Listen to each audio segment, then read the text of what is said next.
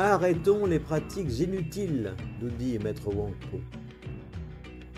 Dans la méditation zen, eh bien le point central, ce n'est pas le zen, c'est la méditation.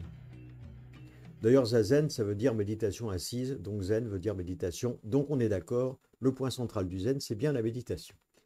Mais pas que cela.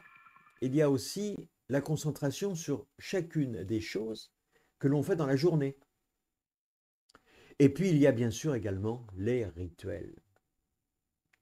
Alors je ne sais pas si à l'époque du Chan, donc l'ancêtre du Zen, les rituels étaient aussi envahissants qu'ils le sont devenus à notre époque, mais il est vrai que pour quelqu'un qui approche cette pratique, il va découvrir une variété infinie de rituels et c'est quelquefois déroutant aussi. Quelquefois les débutants tournent le dos à cette pratique. Toutefois, je considère moi-même que les rituels sont le ciment des écoles. C'est la raison pour laquelle je suis, en ce qui concerne les rituels, extrêmement mitigé. Je suis entre les deux. Maître Wang Po affirme qu'en mettant un terme à la pensée conceptuelle, nous sommes arrivés au moment où l'éveil se manifeste. Alors à ce moment-là, bien évidemment, les rituels ne servent plus à rien. À ce moment, le Bouddha, nous dit-il, apparaît clairement. Cet esprit un qui constitue l'ensemble de la création. L'esprit du Bouddha qui est vaste. Cet esprit qui se manifeste dans tous les états de la création et donc dans tous les êtres, que ce soit les êtres ordinaires, ceux qui nous arrivent de mépriser, ou que ce soit de très grands maîtres éveillés. Maître Wangpo n'est pas non plus dans la calinothérapie, hein, il est direct. Et c'est la raison pour laquelle il invective ses moines qui passent le plus clair de leur temps dans tout un tas de rituels que lui estime inutiles au lieu de se consacrer à la réalisation personnelle par le biais de la méditation.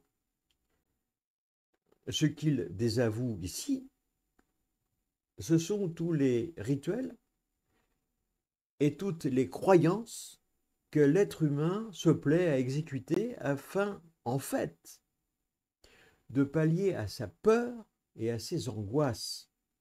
Nous avons peur, peur de vivre, peur de mourir. Habiter ce corps si fragile, il est vrai, est extrêmement effrayant, parce que notre destinée est vraiment éphémère. Contrairement à ce que l'on pense, on ne vit pas longtemps du tout. Lorsque quelque chose ne va pas bien, alors on va s'empresser de faire une petite prière.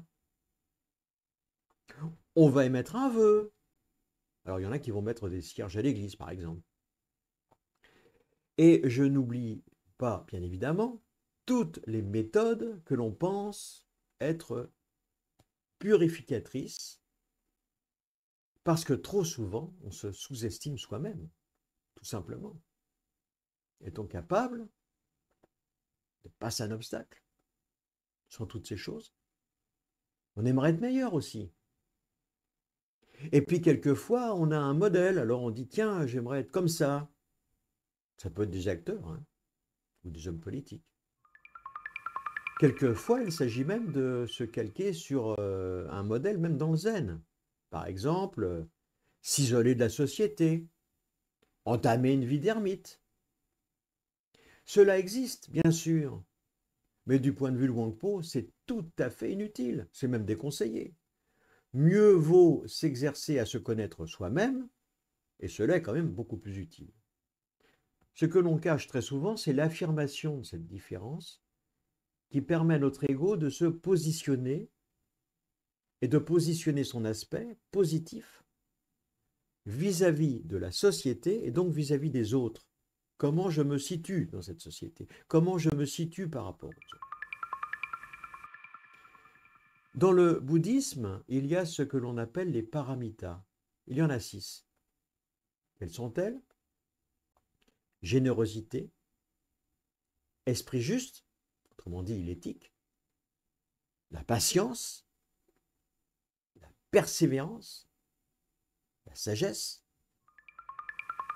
Et la sagesse, c'est ce que l'on pourrait appeler la conscience discriminante. Huang Po nous dit d'ailleurs à ce sujet, quant à l'exécution des 6 paramitas et à ce grand nombre de pratiques similaires qui proposent de gagner des mérites aussi nombrables que les grains de sable du Gange, elles sont totalement et parfaitement inutiles. L'application des paramitas n'est utile que dans la vie sociale ordinaire. Du point de vue de l'éveil, elles ne servent à rien. Je voudrais vous ramener à l'histoire fondatrice de l'école du Zen Soto, où Bodhidharma dit à l'empereur, qui va lui vanter toutes les bonnes actions qu'il a mises en avant et les temples qu'il a fait construire, Bodhidharma lui dit, mais il n'y a aucun mérite.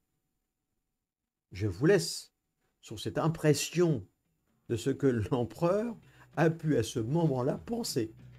Je pense qu'il aurait bien voulu peut-être l'éliminer à ce moment-là. Enfin bref, l'histoire ne nous le dit pas. Toujours est-il que la prochaine fois, nous regarderons le 2e volet de ces pratiques inutiles. Et en attendant, essayez d'être heureux juste pour donner l'exemple. Merci à Jacques Prévert. À bientôt.